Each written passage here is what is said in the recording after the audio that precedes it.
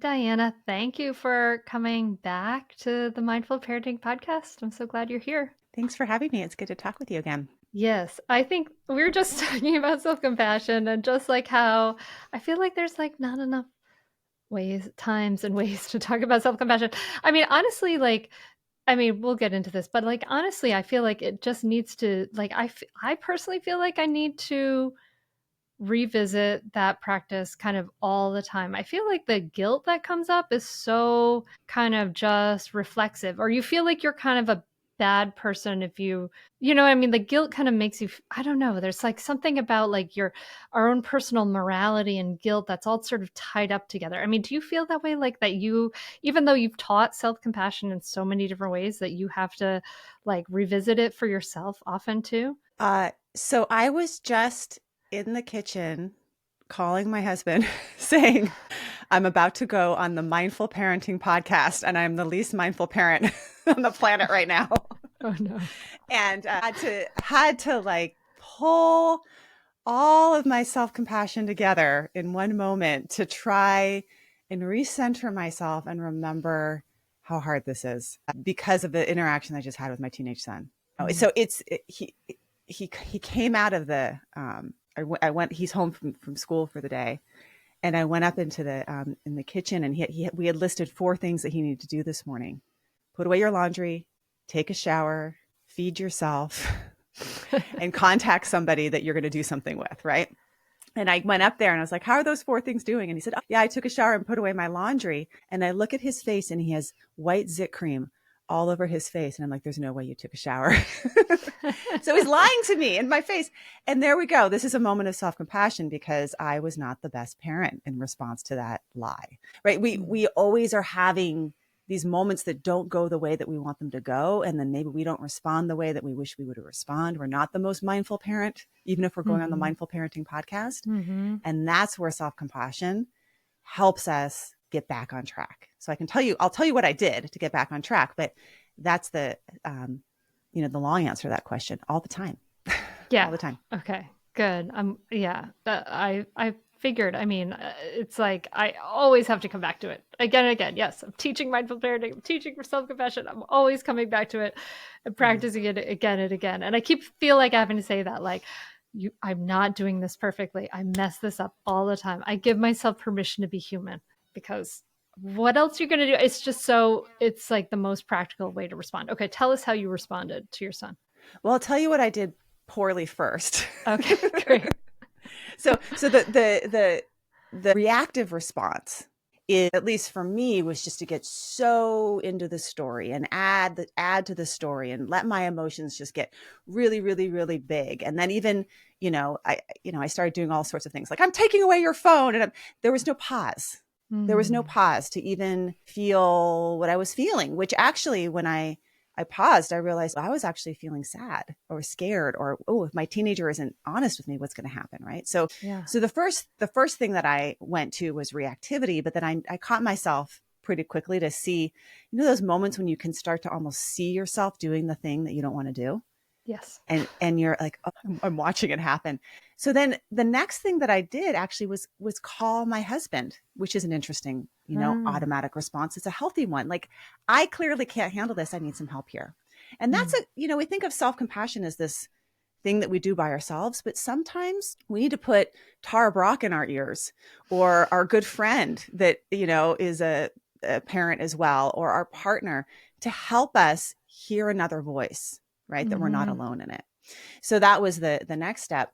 And then the third one was just to go outside and take a moment. And I gave myself enough time to really let my nervous system settle, reflect a little bit. This is hard. It's one of those days. And that kind of simple practice of, it's one of those days, this is hard. I imagine there's lots of other parents that are having a hard time right now too. And what is it that what actually am I feeling? And what is it I actually want here? Which is, I just want to feel better with my kid. I don't actually care as much about the shower or the laundry as I do about my relationship. So those simple practices of observing yourself, maybe asking for some help, maybe getting your nervous system back into a different spot. and then going back in with the value at the forefront. And I went in and said, you know what? The reason why I got so mad at you is because I love you. And that helped. And then he was like, I'm sorry, Mom, I love you too. That whole thing. Self-compassion, what's interesting about it is that we think of it as what I wrote a blog post for Mindful a while back, and it was something like, it's hokey and it's selfish. And that actually we think that those things about self-compassion, or even maybe sometimes we think, I know what self-compassion is. It's just being nice to myself. But it's more than that. Yeah. Yeah, it is a practice. And yeah, I love that those steps, dear listener, you heard her steps of tag out, get some perspective, see what really matters.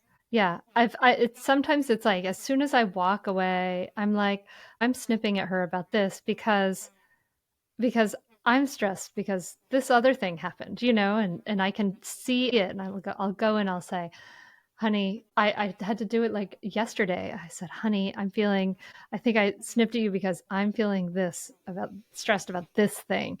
And, I'm sorry. And, I still, of course, want her to clean up her lunch or whatever the thing is. But like, yeah, what's the more important thing? What ultimately is the most important thing? Somehow like stepping outside gives me such incredible, it just helps like be like, oh yeah, this is what actually matters. Like to get out of the house helps me Yeah. to do that. So go ahead. I was gonna say, and I think it's so great for our kids to see that, to see Mm-hmm. the repair piece, or the, wow, she just went outside for a couple minutes. Something happened out there. She came back a different person. Like, and then for us to verbalize that, like, I stepped outside. I called your dad. I took a breath. I started to notice, like, oh, the reason why I'm so upset is because I love you so much. And we're kind of telling them the steps of what we're doing, but then they're also seeing the impact of that. And Mm-hmm. there's just a nature, we're in our house, we call our family body, right? So like, I'm one arm and my husband's the other arm, and then one kid is one leg and the other kid is one leg. And sometimes our family body, like the arm is hurt, right? And it impacts the whole rest of the body. Like sometimes we need the other arm, to come help out, or we need, we are just this system. Mm-hmm. And that when we practice self-compassion, it doesn't end there. It ends up having an overflow. And certainly that's what some of the research shows on psychological flexibility and self-compassion, is that it overflows into our relationships and impacts our kids and our partners and the people that we work with in a beneficial way. So self-compassion isn't selfish in that way, because it is a flow. Although there is some research to show that this came out from some of Joe Soroci's research, that if you are self-compassionate without having that understanding of the systemic impact of your self-compassion, that you're being self-compassionate because it also benefits others, it can become selfish. If Oh, it's really? just like, oh, I'm going to like practice some I'm going to, okay, kids, I'm feeling mom's really upset. I'm going to go down and like meditate and do yoga for a few hours, right? Without ever coming back and having it benefit them, then it can be Mm. kind of selfish. It's more nuanced Okay. than that. Yeah. Well, that's interesting to know and good to know because I mean that's like what people are scared of, right? I think that is that because I have when I teach self compassion to people, there's often like a kind of like a reflexive like wanting to push it away or a little they're uncomfortable to embrace it and they don't want to be kind to themselves. It feels kind of instinctively wrong to people sometimes. And is that what people are maybe pushing back against, is that they don't want to be kind of pulled into a pit, a hole of selfishness? In part, we also we have a learning history that Mm. maybe Mm.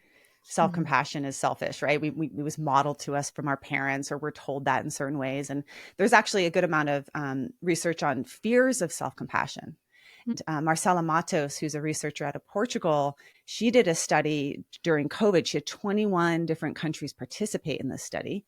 And they found that folks that feared compassion fared worse during COVID, mental health Mm. wise, Mm. than folks that embrace compassion. So fears being, and there's different types of fears. There's fears of self-compassion. Like if I'm self-compassionate, then that means I'm weak, or I'm going to be too dependent on people is a common one.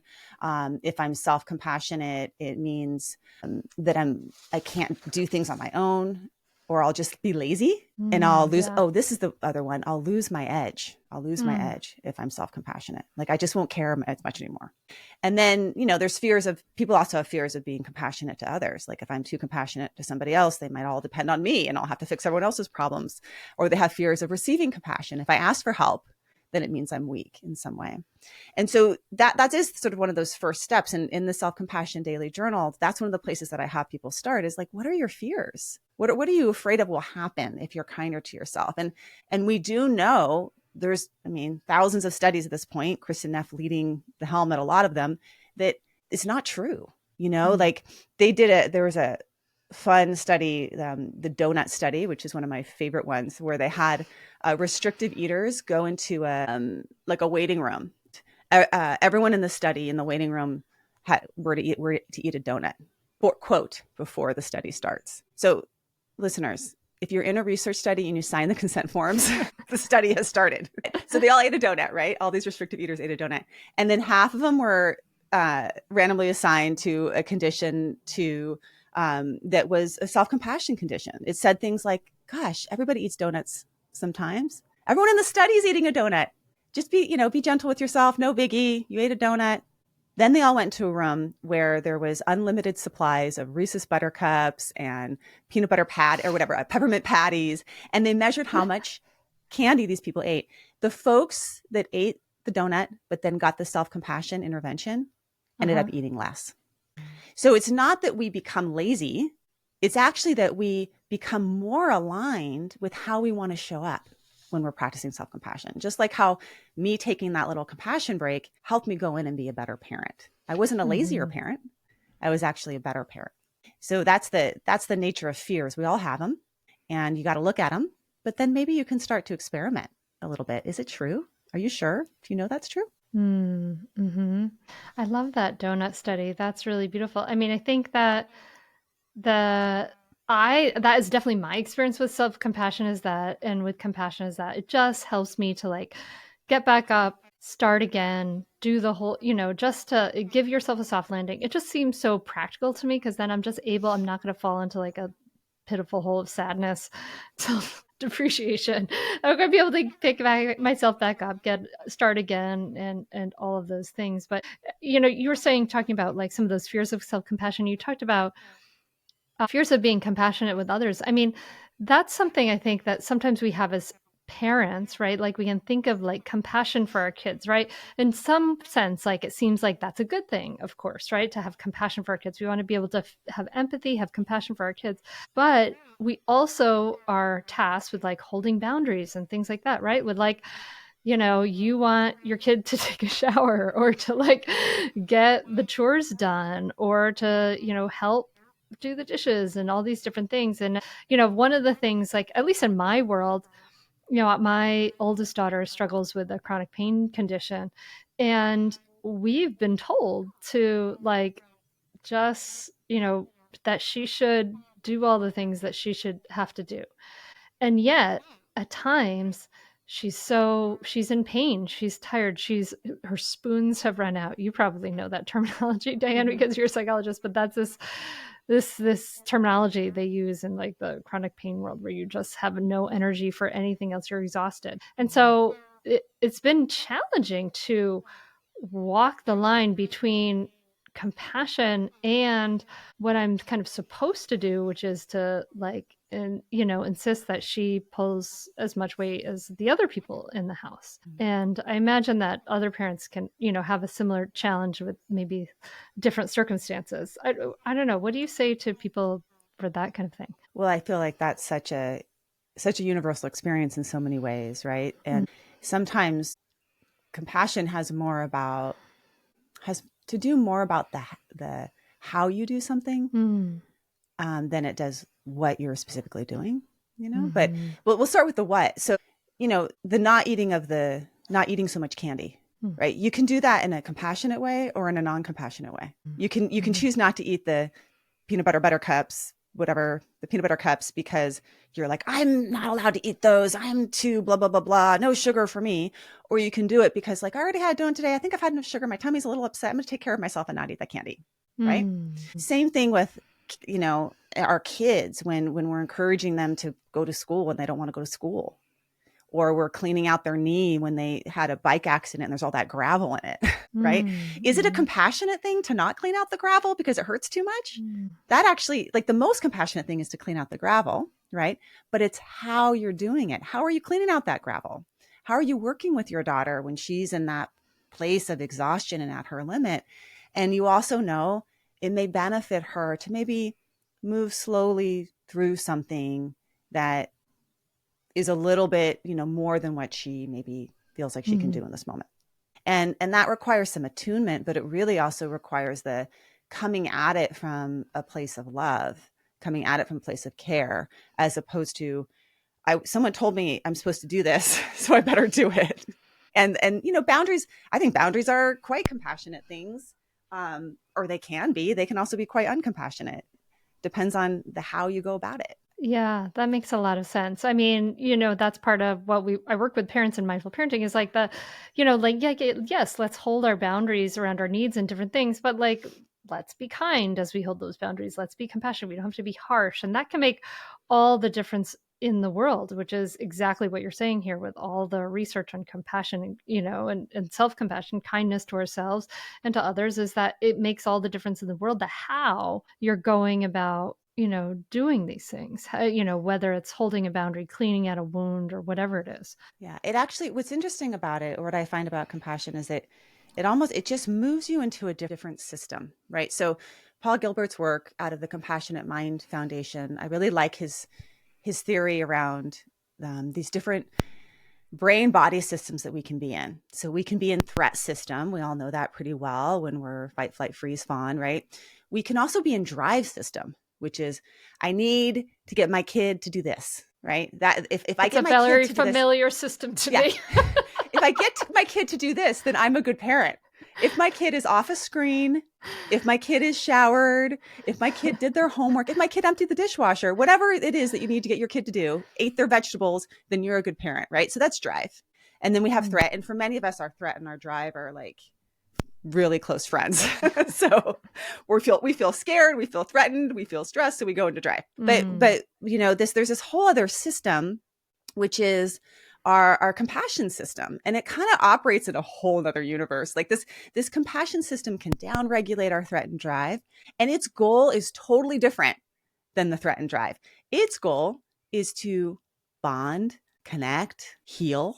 Its goal is to rest, to be with, and when you're in your compassion system, so like when I went back and I talked to my son, and I'm in there and I'm like, I'm so sorry, I love you, it actually increases his motivation to take that shower. Even though I'm not saying you need to take a shower, now he may be like, oh, my mom loves me. I love my mom. I know my mom really wanted me to take a shower. Maybe I'll take that shower, you know? Like, I bet you he's showering right now. $10, he's showering right now. So what's fascinating about it is that when we can activate this compassion system, we actually can be more effective in reaching the goals that our drive system wants to reach, in tending to our threat system, our nervous system that is scared, but it's doing it through a whole nother pathway. And we know that, sort of the biology of that pathway are things like your vagus nerve that goes from your brain through your heart down to your gut. And that vagus nerve activates your parasympathetic system. It activates all sorts of good neurohormones, oxytocin, things like that. And this system is one that is just as strong in the human species as the other two. But unfortunately, we live in environments now that are hyperstimulating our threat and drive. So we have to work a little bit more at building up that compassion. Yeah, I think that drive is really a system that is like pushed in, at least in American culture, is that drive. It's like, I feel like everything around us is saying, go, go, go, faster, faster, more, more, buy this, work harder, you know, reach for the stars, at least you'll land in the moon, right? Like, even in kind of kind ways. But just this like drive to do more, be more, always, it's never like enough. But I love that like what you're describing, this, how compassion increases motivation to cooperate. I mean, it's really a beautiful example of like our drive system. This is where our all the extrinsic motivation models are, right? This is where this is like the carrot and the stick, and to make your kid do the thing, and to, use the aggression to like get them moving or whatever it is. And then what you're describing with the compassion system is about this intrinsic motivation model, which is like ultimately so much more effective, because it's like your son cares about you, and he sees how his behaviors are like affecting you and affecting the system, right? And so it's like he becomes his own internal choice to do the thing. And but it's odd, it's challenging for us as people maybe who were raised in like a very drive system kind of world, because in order to like get to that place of, at least to go back and make that repair and whatever it is, you have to let go of the drive for a moment. You have to like release that and just, and it's almost like a spiritual act of surrender, right? Like you're surrendering this outcome for a moment for this place of connection. And paradoxically, that's the thing that can help your son get to the outcome you wanted from the drive place. But it is like this sort of strange like surrender of like us controlling it that kind of has to happen for a moment. Yeah. And, a year from now, you may not remember whether or not your kid took a shower or not, or ate their vegetables or not, but you may remember those moments when you were cuddled on the couch together, or Mm. when you were reading them a story, or when you were having that kind of like breakthrough moment of we're in a fight and now we're not, and those are the things that actually, I think, as much as they're not outcomes that we can put on our checklist of completion for the year, they are the things that most parents really want. It's part of the reason why we become parents, is that we want to love and care for another human being. And that's in the compassion system place. It's a place where we connect with life, that connection with life that is very interestingly energizing. So when you cultivate that compassion system, you can actually use the compassion system to help your drive system out. So you can think about people that are quite prolific or quite active, people like Martin Luther King, people like Nelson Mandela. They had a good amount of drive, Mm. but it was compassionate drive. So we can't underestimate the power of compassion in getting stuff done, but it's the how you get stuff done and the why you get stuff done that's different. And it's a different paradigm. So we can think about that as parenting, but we can think about it in lots of different ways. Yeah. Is this because you talk about self compassion, holistic improvement? Is this what is that exactly? Yeah. I mean, I guess, yeah. I mean, I think about self compassion more holistically beyond just the self, as the inner self.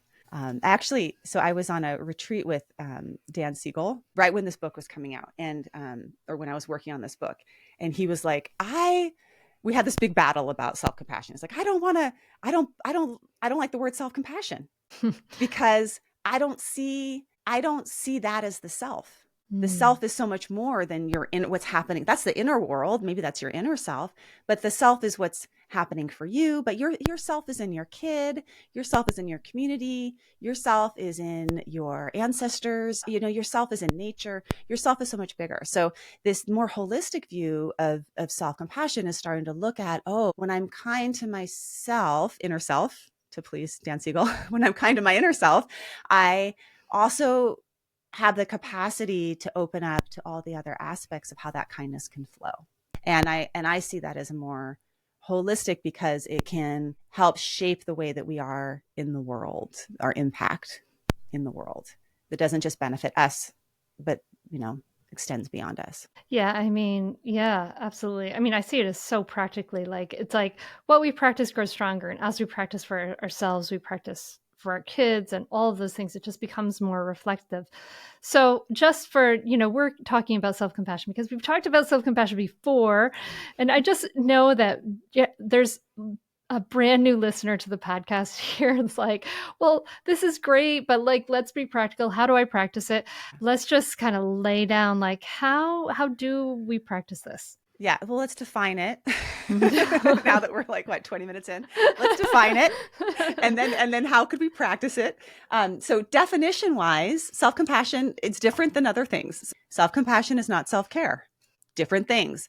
Self-care is taking care of yourself, taking care of your needs, making sure you're eating well, making sure you're, getting enough sleep, maybe taking a break from time to time. What's interesting about self-compassion is you can do it here and now. You don't have to be anywhere else. You don't need any products, nothing.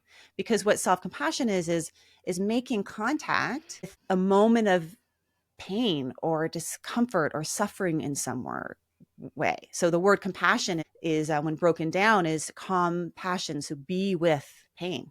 So you first make contact with, like, something hurts here. Maybe it's I'm feeling sad, or I'm feeling anxious, or I'm worried about something, or I'm even like feel bad about something that I did. I made a mistake. I feel guilty, right? You make contact with that. It requires mindfulness to make contact.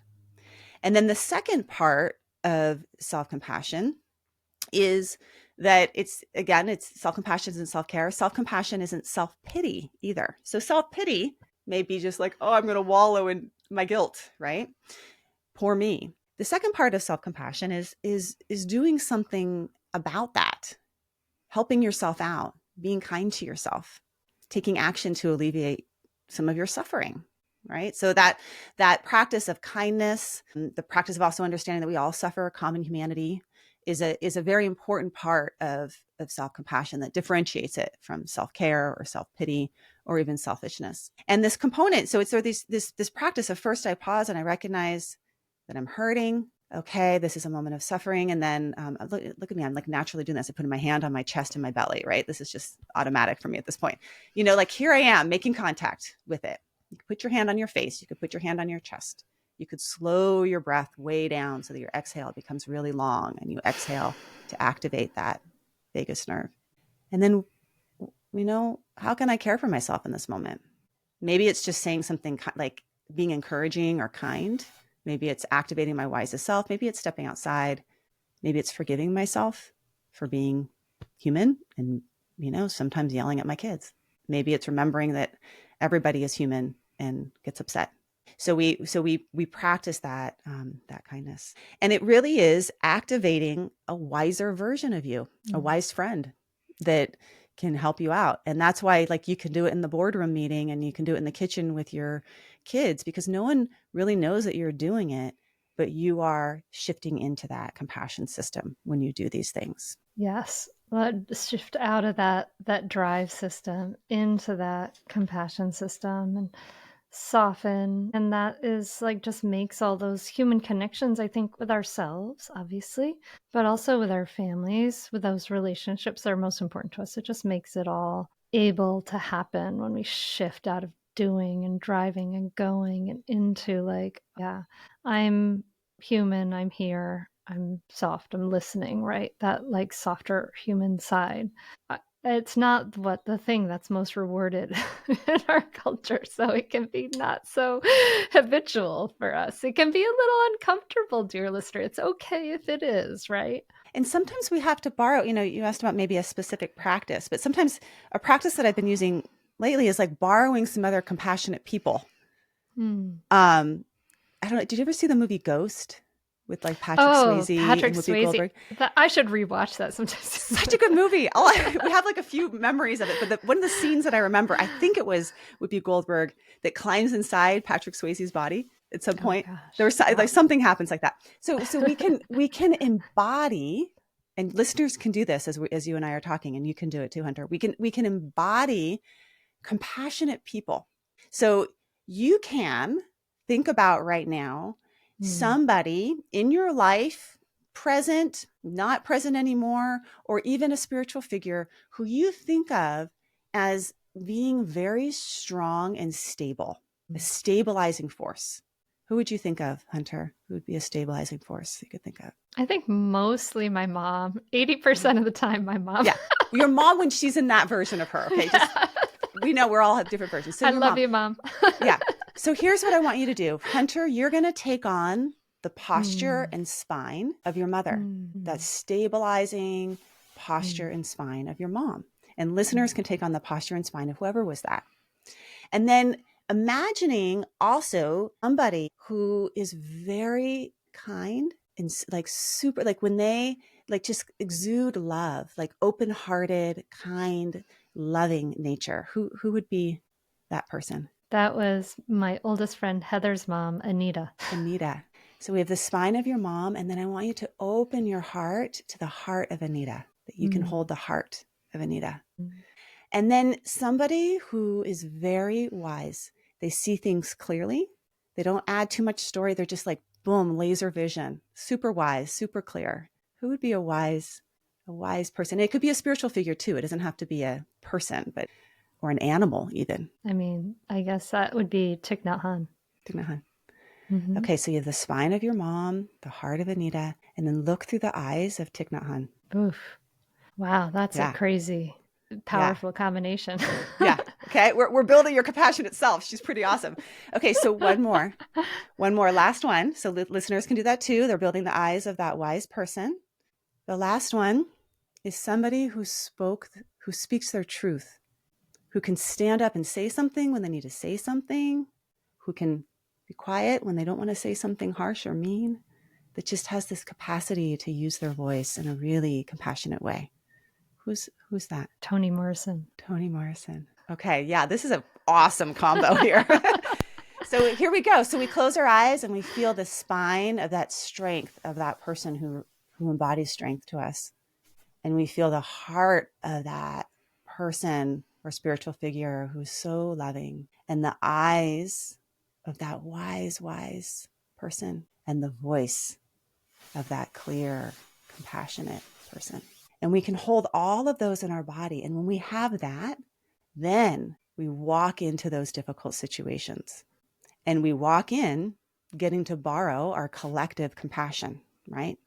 And that for me has been like, sometimes I'll take that into like a difficult conversation. It's like a little mini meditation, and I'm doing it, but nobody knows that I'm doing it because I'm maybe having a hard time finding my own wise version of myself, right? So, but you already know them all. They're all in there, right? And you can access them. And actually this embodied compassion, back to Marcela Matos, she did a study looking at frequency of compassion practices versus embodiment. And those that embodied compassion had a bigger impact on their well-being. So it's not just going through the, like I'm, not just like going through the motions, it's actually feeling this compassionate version of you. I love that. That's beautiful. That feels like very intense. Yeah, it's my intense. Heart. Yeah, that's beautiful. And dear listener, another way to practice would be, of course, the Self-Compassion Daily Journal by Dr. Diana Hill that you can find everywhere. Diana, this has been so lovely to talk to you once again about compassion, and to just think it's I don't know, it's sort of like a watering. I just want to keep watering the seeds of this in the Mindful Parenting podcast. And so, dear listener, I hope this has watered some compassionate seeds for you. And I know that has. Diana, this is so lovely. Thank you for sharing your time. Thank you for sharing your work. You said you were excited about something new coming around the corner. Do you want to share with the listener what you're working on? I'm working on a project on wise effort, which is sort of the culmination of all this stuff. I've been really interested in ACT for a long time, self-compassion. But where my deep interest now is, how do we take our effort, our energy, our prana, our sisu, whatever you want to call it, that life force within us, and how can we put it in places that really deeply matter to us while also enjoying and savoring the good that's available to us in the here and now. And so this concept of wise effort comes from the Eightfold Path of Buddhism. It's one of the steps of the Eightfold Path of Buddhism. The way that I'm fleshing it out is bringing in a lot of psychology to it. And that's what my podcast is all about these days, the Wise Effort Show. It's what I'm writing on these days. It's what my newsletter is about, the Wise Effort newsletter, where if you go on my website, you can sign up for it. But I just write about how can we practice wise effort at work? How can we practice it in our parenting? How can we be wise in our creative pursuits, or even wise in our leadership or in our communities? And that's really putting this compassionate drive into action. I love it. I'm looking forward to that. Yeah, that's something that I've been thinking about a lot myself. So I'm going to have to check it out. Well, thank you again so much for coming on the Mindful Parenting podcast. I love talking to you. I love you, the work that you do and share with the world, and the way you share is so compassionate and down to earth, which is really lovely. So thank you so much for sharing your time with us today. Thank you. I'm not going to be able to look at you now without seeing your mom and Anita and Nahan and Toni Morrison. It's like They're all in you. it's like a totem. It's like the hunter Yeah. totem. So awesome. That's Yeah. great. Yeah. Thank Thank you. you.